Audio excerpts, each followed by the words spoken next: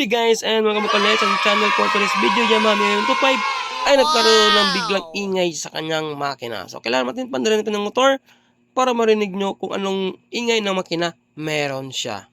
Let's go! Kami na, wala ang dami.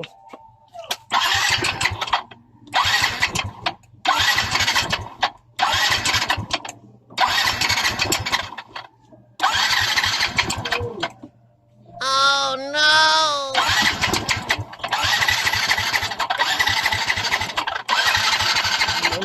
Gabi, di mo mandal gabi. Ha? Di mo mandal gabi. Dito mo mandal.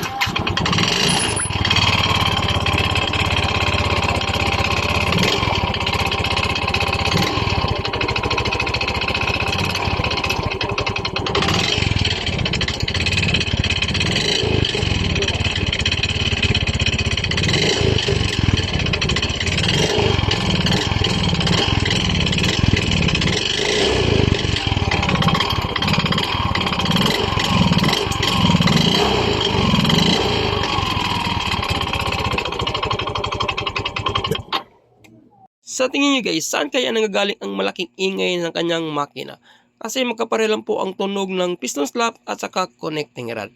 Siyempre para ma-confirm natin kung ito ba ay piston slap o connecting rod, kailangan natin baklasin ang kanyang upuan, U-box at battery para matanggal at masimulan natin ang kanyang throttle body. So ngayon sa throttle body guys, para matanggal natin siya ay kailangan natin unang tanggalin ang fuel line ng kanyang throttle body. So itong motor bossing guys no ay unti-unti daw ang ingay na ito no. Habang katagalan na ginamit ito ng anak ng may-ari is mas lumalaki ang ingay ng kanyang makina. So bahala sila, baka magkaroon ng malaking gasto na mangyari sa kanilang makina. So ngayon, pina-check up niya ito at mamaya pasilip ko sa inyo ang short clip na ginawa ko kung ano nangyari sa kanyang makina, kung bakit ito nagkaroon ng ganyang ingay. Next, tanggalin natin ang kanyang wire ng kanyang fuel injector guys. No? Kapag matigas, tanggalin ang kanyang sakit ng kanyang fuel injector. Sikwatin nyo lang sa gitna. Yung parang may lock. Saka nyo matatanggal yan ng madali yan.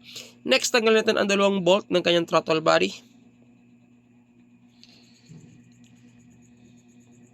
So kapag mga M3 guys, no, isa talaga sa mga issue nito is kapag umabot ng edad niya. Tapos, hindi nyo mini-maintain ang magkapalit ng oil.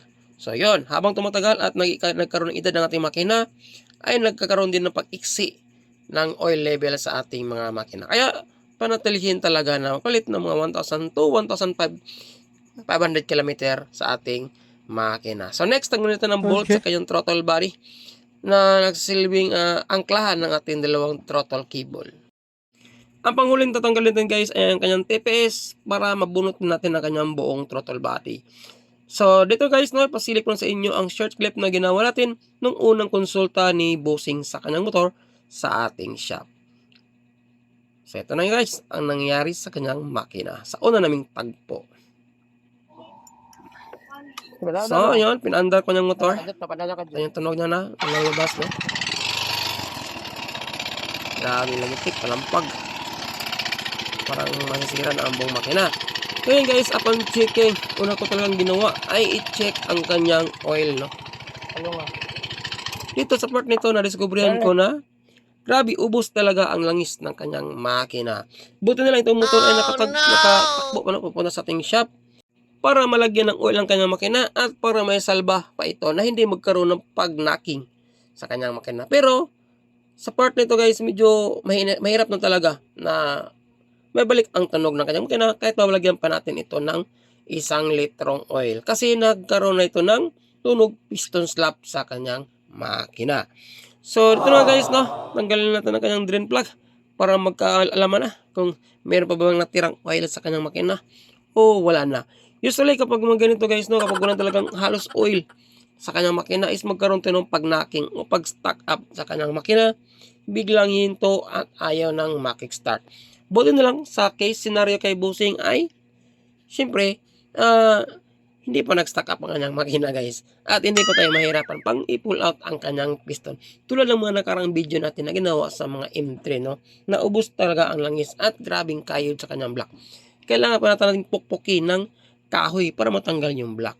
Pero sa sitwasyon ni bossing ay umaandar pa, no? Ibig sabihin goods pa ang kanyang piston pin at hindi pa ito nag-stack up. So yun na nga, dito na nga sa part na ito, masisilip na natin ang sitwasyon ng kanyang makina na walang katulo-tulo kahit isang kutsara lang na oil. So ito na nga guys, let's see.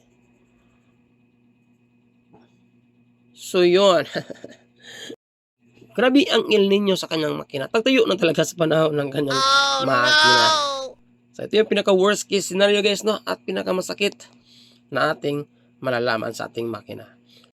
So ngayon guys, let's go back. Tanggalin natin ang kanyang throttle body. So next, ang kanyang TPS. Yun. So nabunot na natin ang kanyang throttle body at hindi natin itong linisin guys, no?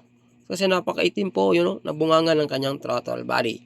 So next is tanggalin natin ang dalawang bolt sa kanyang cover ng kanyang cylinder head. Gamit ang ating T-wrench, L-wrench na 10mm. So dapat no, advice ko sa inyo, lalo na sa mga M3 users, lalo na sa mga nakapanood sa video ito guys, panatilihin yung magpalit ng oil at least mga 1,000 km. Kasi napaka-importante po na magpapalit tayo ng oil, lalo na ang ating mga makina is nagkakaedad na. Huwag kayong magkumpensa or balawalain ang ganitong problema kasi kadalasan sa mga M3 ito talaga ang mga issue, no. Kapag natuyo ng langis is magkaroon talaga siya ng ingay. Maraming mapiktuhan guys, pati cams, rocker arms, block at saka piston. Mapakamot ka talaga sa ulo. So kita naman sa takip ng kanyang tapit, napakakulay itim, parang pusit. So ngayon guys, tanggalin natin ang kanyang bolt muna. So, dapat i-check nyo yung tinuturo ko guys. Yan po ang kanyang timing mark. May guhit yan. Dapat nakakoincide dyan sa likod. At the same time, i-check nyo ang magneto. Doon makita nyo na mayroong letter H na nakatapat sa arrow na iyon. So, kapag nakatapat sa arrow na iyon, at the same time, yung guhit dyan sa ating camshaft sprocket, yan po ang kanyang timing mark. Napaka-importante po na malaman ito, lalo na sa mga nag-DIY. Para in case na ibalik nyo ang makina at i-assemble yung camshaft sprocket, hindi kayo mahirapan. Kasi kapag hindi mugma yung timing, asahan nyo guys, mahirapan talagang paano rin ang inyong motor. So napaka-importante po talaga sa nakaplano magbaklas, mag-DIY, na i-check ang timing mark ng inyong camshaft sprocket at the same time yung magneto. So yun, naluwagan na natin ang bolt sa kanyang camshaft sprocket guys. So kapag maluwagan na natin yan, ang next naman natin gawin ay syempre luwagan ang apat na nut sa kanyang cylinder head. Luwagan natin lahat ng dapat luwagan. Maaari tanggalin na rin natin ang apat na nut ng kanyang cylinder head. At syempre kung ikaw bago sa channel, huwag kalimutan mag-like at subscribe. Kung sa tingin mong video itong ginawa ko ay malaking tulong sa pagsasayos at pagresolba sa inyong motorsiklo. Maraming salamat. Nung tinanong ko ang owner ng motor nito guys kung kailan siya nagpalit ng oil, sad to say, hindi niya na po maalala. Kasi nga itong motor ito ay hindi lang siyang gumagamit, pati parents niya gumagamit na rin. Kaya dahil sa sobrang busy na rin at hindi na malala kung ano ang last na nagpalit siya ng oil, kaya nakalimutan na talagang mag-change oil. Ang nangyari is change oil. So ngayon guys, naluwagan na natin yung apat na nut. Pag maluwagan ng apat na nut, tapos maluwagan natin ang bolt ng ating camshaft sprocket, kailangan natin iangat ang ating tensioner tosser pa clockwise. So, ito yung natutulak sa ating timing chain guys para maiwasan natin magkaroon ng ingay at para ma-pull out natin ang kanyang camshaft sprocket, kailangan natin iangat ang ating tensioner tosser. Ayun, di ba? Gumagalaw na ang ating camshaft sprocket. Siya po ang nagtutulak at ang natili na ma-maintain ang higpit ng ating timing chain. So, isa yan din sa mga issue nyo guys, no? Nag-iingay yan bigla ang ating tosser kapag bilang nasisira yung spring ng kanyang sa loob ng kanyang tosser. So, ngayon, tanggalin natin yung apat na nut. Hindi pa natin ito natanggal guys, no? Nalawagan na natin ito kanina. Tapos, next is dalawang mataas na Allen bolt sa loob ng ating cylinder head. So, nakita nyo naman guys, no, kung gaano kalinis ang kanyang cylinder head. Yan din ang hitsura ng motor na hindi nag-change oil guys. Yan ang magiging hitsura pala ng inyong makina kapag hindi kayo nagpapalit ng oil. So, nangyari yan kapag umiinit ang ating makina, tapos maliit na lang ang pundo ng ating oil sa ating makina, ay ito ay dumidikit sa ating mga pisa sa ating makina. At nagiging kulay itim yan o nasusunog. So, yun to say, nababawasan ang ating pundo o oil level sa ating makina kapag matagal kayong magpapalit, no? Kaya napanatilihin talaga guys na magpapalit. Napakamura lang po ng oil, nasa mga 250 plus lang. Kumpara kung tayo ay magpapalit ng black set is nasa mga 228 or 3 plus kung ito ay genuine. Kung mga class A naman is nasa mga 2 plus lang guys. No? Itong nabili ko is nasa mga 2 lang ata yung black na ito. Pero ito ay isang replacement lang. So tanggalin natin ang kanyang cylinder head para magkaalaman na ang sitwasyon ng kanyang combustion, block at saka piston. So itong combustion chamber na guys, i-check mo natin yan. So dalawang method ang ating gagawin dyan. Yung paglagay ng gasolina sa kanyang intake at paglagay ng gasolina sa kanyang combustion. So kitang-kita nyo naman guys, no? Grabe na talaga ang dumi sa kanyang spark plug. Oh. Nangingitim na ang kanyang spark plug. Oh, no! Para na mabalot na ng carbon. So lagyan natin ito ng gasolina mamaya para makita natin kung saan nagkaroon ng singaw sa dalawang balbula na iyan. So tanggalin natin ang kanyang tensioner chain guide at ating yung block. Tanggalin na rin natin. So ito na yung pinaka moment of truth. So yun ang kanyang piston guys, klarong klaro. Grabe, halos buong piston kinayod na. Yun no, kailangan ipulot natin mamaya guys, no, para makita natin ng malapitan. Yun no, grabing hairlines na yan. Yan pa lang guys, alam na natin kung ano ang naging dahilan. Yun ay dahil walang oil na lubricate sa kanya. Pati rin block sa liner, grabing gasgas, kinayod na rin. Itsura pala, alam na natin. Wala lang chance na ibalik na ito. Yo, shout out pala sa ating napaka-solid na customer yun. Salamat boss sa tiwala sa pagbisita sa ating hunting shop. So, yung block na yan guys, walang chance na yan. No? At wala ding rebore sa ating mga M3. Kailangan natin magpalit ng buong block set. So, time na ito guys, kailangan natin i-check ang ating compression. First method, maglalagay tayo ng gasolina sa kanyang intake manifold. Try natin silipin kung mayroon man tagas. Kasi walang minor din itong motor na ito. No? Hirap din siya paanda rin. Tulad ng naunang part sa ating video. Check natin. Yung intake, walang moisture guys. No? Ito yung exhaust. Check natin.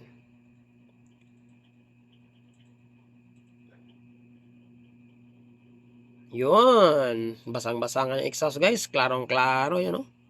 Klarong-klarong singaw. Pati yung intake niya guys, nagkakaroon din ng moisture yun, no? Unti-unting lumalabas yung gasolina.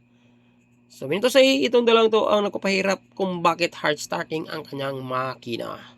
So, second method, maglalagay natin ng gasolina sa kanyang combustion. Bugahan natin ang ng hangin sa kanyang intake at saka exhaust gamit ang ating air duster o ating compressor. So, check natin kung magkaroon ba ng bubbles. Ayun, may bubbles nga guys. Angin na. Klarong-klaro ang kanyang singaw. So, sa intake. Wala no. Parehas din. Puro mga singaw. So, advice guys na dapat natin siyang i-bulb lap o i-grind. Magkapalit din ng dalawang bulb cell at the same time, i-bulb lap natin ang dalawang yan. At i-check na natin ang ating final result para makumpara natin ang kanyang cylinder head nung hindi pa natin siya ginrind at pagkatapos natin siyang mag-grind. So, ito yung liner niya guys. Since wala namang rebore sa ating chrome, palit bagong black yan. Tapos ito naman yung piston niya guys. Nakuha na rin natin at nakita na rin siya ng malapitan. Grabing kayod, no? Napakakawawa talaga ng ating makina kapag nalimutan natin magpalit ng oil. Ang mangyayari, imbis change oil, magiging change oil. Punta tayo sa bayan, maghanap tayo ng murang black set, bulb cell at saka bagong oil niya para sa kanyang makina. 2 hours later. So ito na guys, no, nakabila tayo ng bagong black set sa kanyang motor. Wow! So di na natin kailangan pang ipa-rebore ang kanyang naunang black kasi hindi po pwedeng i-rebore yung stock na black na. Dala na rin ito po ay chrome. Pero itong nabili natin guys ay isang steel bore, no? Ito po ay class A. Nagkalaga lamang na sa mga 1.8 to 2 plus. No? Depende na rin sa retail price na bili nyo sa mga motor shop.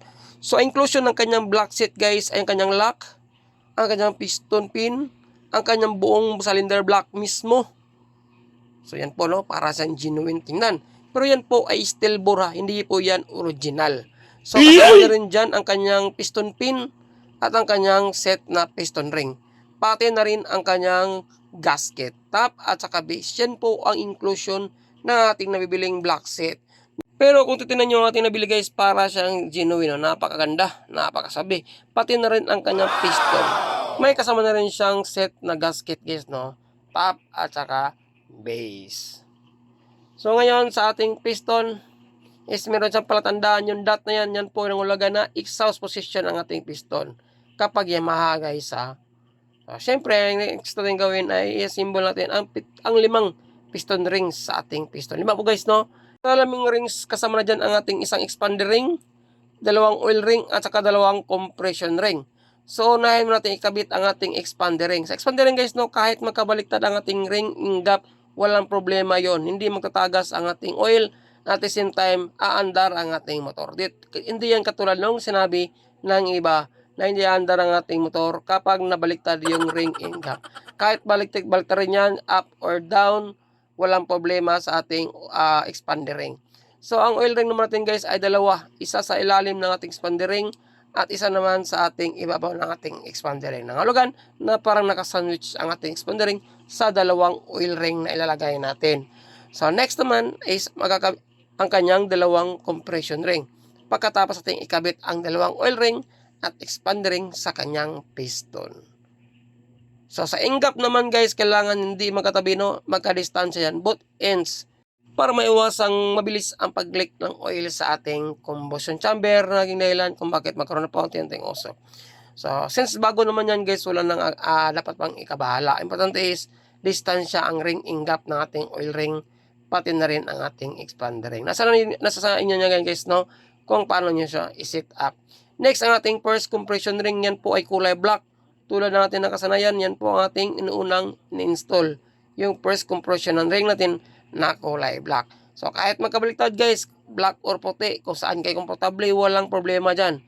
Pero ito yung nakasanayan na tuwing tayo nag-asimbol ng piston rings sa ating piston. Ang importante, yung ring engap ng ating compression ring, isa sa ibabaw, isa sa ilalim guys. Depende sa inyo kung saan inuuna. Ang importante is hindi sila magkatabi. Kasi yung mga rings natin guys, habang tumatagal sa loob ng ating cylinder block o liner o sa kahabaan ng panahon, unti-unti yung umiikot, no, o tumatabi. So, mas maigi is malayo ang kanilang distansya. So, para sa inyo guys kung anong diskarte na gagawin nyo. Ang importante is may iwasan natin magkaroon ng mabilisang pag-usok sa ating motor. So, nakabit na natin siya ng tama. Yan po ang mga diskarte natin guys, kung paano natin kinabit ang 5 piston rings sa ating piston. Masang ring gap, huwag niyong kalimutan, magkadistansya po. Lagi ko yung nire-remind sa mga nagdi-DIY at baguhan pa lang makabit ng piston rings sa kanilang piston. So, ang next ay magbubukas na tayo ng ating piston pin kasi nakabalot pa yan ng cellophane. Makapal po ang kanyang piston pin guys, no? So, next naman ang lock ng ating piston. Maglalagay tayo ng lock sa ating piston guys. So, ito yung pinaka-importante na part, no? Huwag natin kalimutan na maglagay ng lock, both ends. Kapag nakalimutan natin maglagay ng isang lock na yan, asahan nyo guys, masisira ang ating liner, magkaroon nyo ng guhit o hairlines. Isang dahilan kung bakit magkaroon tayo ng usok. Kung sakali mang makalimutan natin maglagay ng isang lock sa ating piston. So yun, ikabit na natin ang ating lock. So ang next natin gawin ay siyempre guys, ikabit na natin siya sa kanyang makina.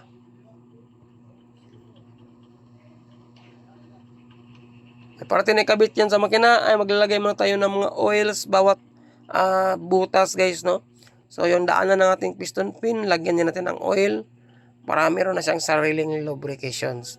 Since tapos na natin yung may kabit ng kanyang lock, so goods na yan. Ang next na lock is yung nakabit na natin siya sa kanyang connecting rod, pati na rin kanyang piston pin. Maglagay muna tayo ng kanting oil at lagyan din natin ng oil ang butas ng ating connecting rod. So, makapasok ang ating piston pin. Para meron na sa sariling lubrication guys, no? At naiwasan din magkaroon ng overheat. Ilagay natin ang ating piston set kasama ating pin. So, next, kapag may pasok na natin ng pin, ilagay na natin ang kanyang lock. piston lock. Wala. Siyempre, before natin ilagay yung lock, manigurado man tayong maiwasan natin madisgrasya ating trabaho. Lagyan natin ng basahan guys. Kung sakaling madisgrasya ating trabaho at hindi titilapon sa loob ang ating lock at sa labas lang ito matitilapon. So, ikabit na natin ang ating piston lock sa ating piston. So, yan, ikabit na natin ang ating lock guys, no? So, kapag nakabit na natin ang lock, dapat i-double check lang natin both ends kung nasa guide ba talaga ang ating piston lock nakasubaybay. So, yan, kapag okay ng lock, pwede natin tanggalin ang ating nilagay na basahan. Ang next is, maglalagay na tayo ng base gasket. So, yan pong base gasket na yan guys ay kasama sa nabili natin na block set. Ay, syempre, before natin kalimutan, ay shout out nga pala sa lahat ng mga solid subscribers natin at solid followers natin sa Facebook page. Maraming salamat po sa inyong walang sawang pagsuporta at panonood sa mga videos natin na ina-upload. Lalo na sa ating mga silent viewers na walang sawang sumusuporta din sa panonood ng ating mga video guys. Maraming salamat po sa inyong lahat. Ride safe at saka siyempre God bless. So, nakabit na natin ang ating base gasket. Lagyan na natin ng oil ang ating piston rings at ang ating piston skirt, pati na rin ang ilalim. Siyempre, para mabilis ang pagpasok niyan sa ilalim guys, no? At smooth. So, next, ilagay natin ang ating buong cylinder block. Sa part nito guys, is huwag nating madaliin ang ating paglagay ng ating piston rings at piston sa ating block. Bahala lang matagal. Ang importante is, sure natin may pasok ang lahat. At hindi tayo mabalian ng piston rings. Lalo na sa mga nag-DIY at planong magbaklas as simbolo sa kanilang makina. So ito yung pinaka-importante na part na bibigyan natin ng mahabang pasensya ang ating sarili pag once tayo nag-assemble ng piston sa ating cylinder block. Kasi ito yung pinaka-importante guys na sa parte kapag tayo ay nagtatap overhaul. So importante, may kabit natin ang tama ang ating rings sa loob ng ating liner at may iwasan natin maputulan tayo ng piston rings. So kahit matagal may assemble yung block at sa ring, importante is may sagawa natin na mabuti ang ating pagkabit ng piston. So yun, naipasok na natin ang kalahati ng ating piston guys. Ay, hindi pala. Medyo natigasan tayo kasi nga yung chin guide para nakabara. So, naipasok na natin ang chin guide sa taas na bahagi. So, galaw-galawin na natin yung block natin guys, no? Basta feel natin na pumasok na yung mga rings. Saka natin itulak ng dandahan pababa yung block natin. So, nakita ko naman, medyo pumasok na ang ating block. So, napil na natin na medyo pumasok na siya. Nangalati na ang ating pagpasok. So, saka natin isunod ipasok yung ating timing chain. Baka makalimutan natin yung timing chain at mahirapan tayong sundot yan sa ilalim nating cylinder block.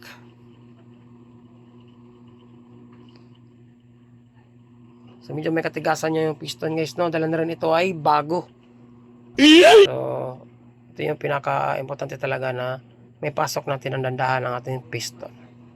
So, sundutin natin ang ating timing chain. Itong motor rebussing guys, ay nalimutan mag-change oil, no? So, parang gamit na gamit ito dahil ito ay ginagamit niya sa araw-araw na pagpasok sa paaralan. Kaya lang, dahil sa sobrang busy, at siyempre nalimutan na rin mag-PMS. Akala niya siguro is hindi maubusan ng langis ang ating makina. So ito yung isa sa mga issue ng M3 kapag umabot na sa mga 3 to 4 years. So may sakit siya na nagbabawas na siya ng langis.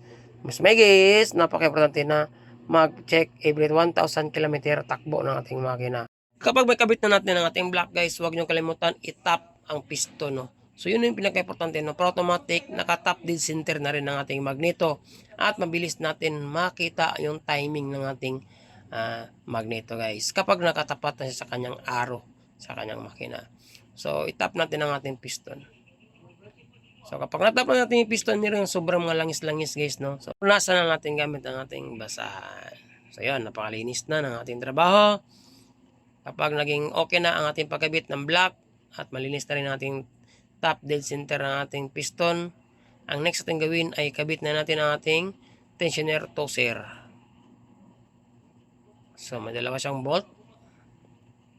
Kabit ang ating chain guide at cylinder head guys, ay pasilip ko na sa inyo ang pag-grind ang valve natin sa kanyang cylinder head. So, naglalagay tayo ng grinding compound sa ating mga balbula, no? Coarse at saka fine. So, dalawang paraan po ang ating pag-grind, guys.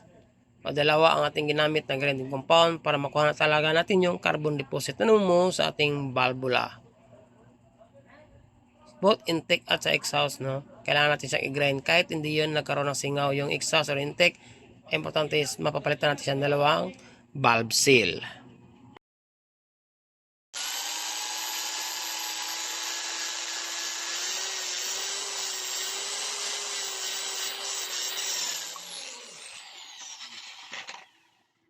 Tapos natin siyang mag-grind, guys. Siyempre ito yung pamaraan natin para malaman natin kung may singaw ba ating trabaho. Wala. Maglalagay tayo ng gasolina sa kanyang combustion chamber. Tapos bugahan natin ng hangin ang intake at saka exhaust. Kung may bula yan, ibig sabihin palpak ang ating trabaho. Pag wala, goods ang ating pag-grind. So yun, goods ang ating intake. Try natin sa exhaust.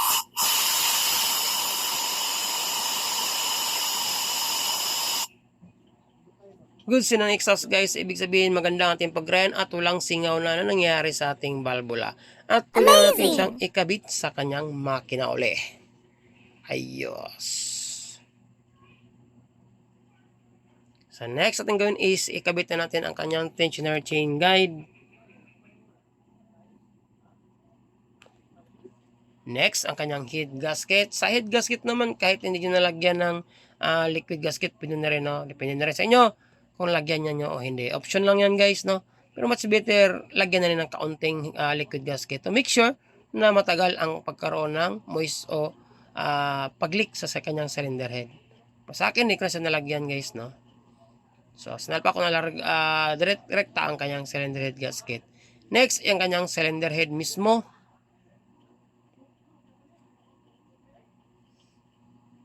Kabit na natin ang kanyang cylinder head. Malapit na matapos ang trabaho, guys. At malaman na natin kung naging okay ang ating pagkabit sa kanyang block at pag-grind natin sa kanyang balbula once mapaandar natin ang kanyang motor.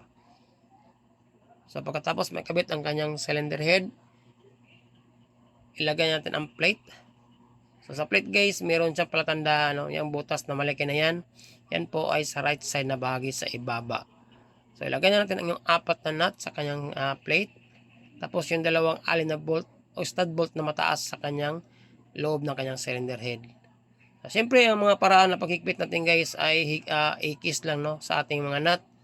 So matagal na tayo sa ating channel at never tayong gumagamit ng mga torque wrench. Yung estimate lang ang lakas ng pwersa na ating gagamitin. So kung matagal na kayo sa mga ganitong mga trabaho, guys, alam nyo na ang mga discarding ganito na pag-estimate sa lakas o paghigpit ng inyong cylinder head. Kahit wala kayong mga torque wrench, ox na yon. Importante is mapil nyo na maigpit talaga ang inyong cylinder head. So kapag naging okay na paghigpit ng 4 na nut sa kanyang cylinder head, pwede natin unti-unting higpitan ang dalawang stud bolt na alin, guys, para pantay ang paghigpit ng ating cylinder head at hindi basta-basta magkaroon ng pagsingaw, base at saka sa top gasket natin. So kapag okay na ang paghigpit na 4 na yan, siyempre i-assemble na natin ang ating camshaft sprocket. Siyempre dapat nakatap yung camshaft natin, guys. So naka-close ang kanyang lube. So ito namang guide ng ating timing mark, ng ating sprocket. May guhit yan. So yung part na yan is meron dyan palatandaan kung saan nyo yan tapat. So yung tinurok na yan, guys, meron dyan guhit din dyan. So yung guhit ng camshaft sprocket tsaka guhit ng ating makina dapat nagka-coincide yan. Kasi ang advantage yan, guys, no, madali paandarin ang ating motor at hindi siya mahirap paandarin kapag nakuha natin ang tamang timing ng ating cam sprocket. So dapat din ang ating magneto is may tapat din natin yung dalawang guhit na yan. So yung arrow na yan ay imaginary sa ibabaw. Yan, guys, sa ating guhit na yan. So nagka-coincide ang dalawang yan. Ang purpose yan, guys, parang yung piston natin is naka-top dead center talaga siya. Yun, diba? Kapag naka-top dead center ng ating piston at siyempre naka-proper timing ng ating camshaft sprocket, asahan nyo, guys, hindi kayo mamblema sa andar ng inyong makina, lalo na sa mga FI na motor. So ganito lang ang pagkabit ng camshaft sprocket ng ating MIUI. So ito, tapat nyo lang yung guhit, guys, sa harapan at sa likod ng makina. Since naka-top dead center ng ating piston. So yun, ikot-ikotin lang natin yung guide ng ating cams kasi may kanal yan, no? kung saan nakasabit yung dila ng ating sprocket. So, kapag nakasabit na ang dila ng ating sprocket, at the same time tumapat yung guide o timing mark ng ating sprocket at guide din sa ating makina, goods na yun guys. Pwede na nyo ilagay ang bolt sa inyong sprocket. So, check lang muna natin, i-double check lang muna natin siya. Before natin lagyan ng bolt, i-check lang natin kung tumapat ba yung dalawang guhit na yan. Silipin lang muna natin sa likurang bahagi. So yung guhit niya guys. So yung tinuro ko sa kamay. At sa likod na bahagi, kung tumapat ba. So yun, tumapat naman siya. So pwede na natin ilagay ang bolt ng ating camshaft sprocket. Siyempre, before natin ilagay yung bolt ng camshaft sprocket guys, huwag nyo kalimutan i-release ang tensioner tosser. Siyempre, yun ang pinaka-importante na huwag ka makalimutan yung i-release ang tosser. Mag-iingay ang ating tension guys once na hindi nakatulak ang ating tensioner tosser. So, yan. Siyempre, ang pag-release nyan is counterclockwise. Ang paghigpit pataas ng ating tosser is clockwise. So, kapag nirelease natin yan, ang direction yan is counterclockwise. So, gusto na huwag yung hipitan ng maigi guys, no? Para makahinga yung timing chain. Yung pag-release lang sapat na. So, kapag okay na ang pag-release, pwede natin i-retightening ang ating camshaft sprocket kapag okay na yung timing bolt, magneto at saka cams. So, itong video nito guys ay malaking tulong sa mga nagpaplanong magbaklas assemble ng motor at nagpaplanong mag-DIY na maghahanap ng mga step-by-step process ng pag-dismantle assemble ng inyong mga M3 na motor. So, walang edit-edit na nangyari is na sa step-by-step lang ating ginagawa. Tantis, makuha nyo agad ang timing ng inyong motor. So, yun, nagpitan na natin ang ating camshaft sprocket. Ang kulang na lang is adjustment ng kanyang bulbula. Na-check ko ang adjustment ng kanyang bulbula guys, na-ox naman ang kanyang timing o goods din ang kanyang clearance. So, kapag goods ang kanyang clearance, sakto lang ang apply. So, pwede natin takpan ang kanyang cylinder head at siyempre ibalik na natin ang kanyang throttle body. So, sa magtanong kung ano ang valve clearance sa intake at saka exhaust, ang intake natin ay 0.6 or 0.10 sa pagitan ng sukat na yan. Ang exhaust naman natin ay 0.23 dash 0.27 sa pagitan din ng dalawang valve clearance na yan ang ating exhaust. Importante is meron siyang kaunting play guys, no? Para maganda yung close open ng ating boot, intake at saka exhaust. Kung naging okay na ang ating tensioner, pwede natin balik ang kanyang takip, yung rubber. Next naman is yung intake na insulator natin sa ating throttle body ang ibalik natin. So ingatan nyo, huwag mahulugan niya ng mga dumi guys, no? Para maiwasan natin magkaroon ng loss kung ang ating cylinder head. So pag okay na ang ating throttle body, ibalik na natin ang dalawang bolt. Ating ganyan tinanggal natin sa kanyang throttle body. Kung meron kayong oras sa mga nagdi-DIY at ang planong magbaklas sa symbol, pwede nyo rin linisin ang inyong throttle body guys para maginhawa din ang pagpasok ng ating mga gasolina. Meron tayong mga tutorial nyan kung paano mag-ladies o mag-DIY ng throttle body. Napakadali lang guys. Gamit lang kayo ng carb cleaner. So, meron dalawang alin dyan na 5mm o 6mm pala. So, yung tools is 5 na connect between sa throttle body tsaka sa ating intake manifold. So, okay na ating throttle body guys. I-check muna natin o i-double check muna natin ang compression ng ating makina. Kung goods na ba ang kanyang compression. So, tanggalin muna natin ang kanyang spark plug at ipa-kickstart natin kay bossing. Kung goods ba ang pressure ng ating spark plug hole. Okay.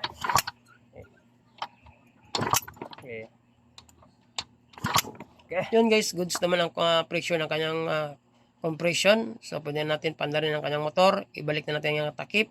At ilagay na rin natin ang kanyang battery. Lagyan muna natin ng kaunting pampadulas ang rocker arm para hindi siya mag-iingay guys. Once na paandarin natin ang kanyang motor. Ayos. A few minutes later. Ngayon, ibalik na natin ang kanyang throttle body. Nilagay na rin natin ang kanyang battery. Natakpan na rin natin ang kanyang cylinder head. At syempre guys, ito na yung mga moment of truth na hinihintay natin. Malapit na tayo magabihan. At sinurita guys, at natapos din natin ang ating pagtatrabaho sa kanyang motor. Before natin padarin ang kanyang motor ay siyempre parinig ko muna sa inyo ang before na tunog ng kanyang makina nang hindi Okay. pa natin siya naayos guys, no?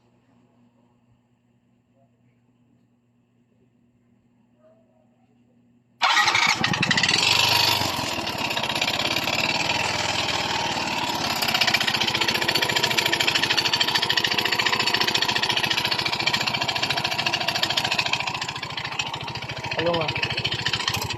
Ito naman ang tunog ng kanyang makina pagkatapos natin mapalitan ng bagong black set. Let's go!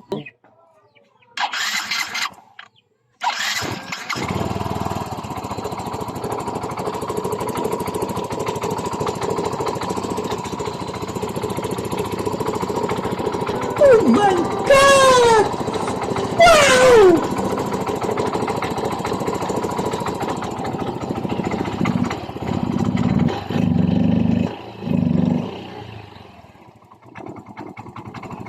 So yun na nga, no, balik na ang tunog ng kanyang makina, nawala yung kalampag, kalansing na parang nag-umpugan sa loob. So ito yung salarin guys, ang kanyang piston, kaya huwag nyo kalimutang magpalit ng oil every 1,000 to 1,500 km kung ayaw nyong ma-change oil ang inyong motor. Maraming salamat, sana may tunan naman kayo sa ginawang video ito. Ride safe, God bless, at siyempre shout out sa ating back-to-back partner, Gearworks. See you sa aking next video.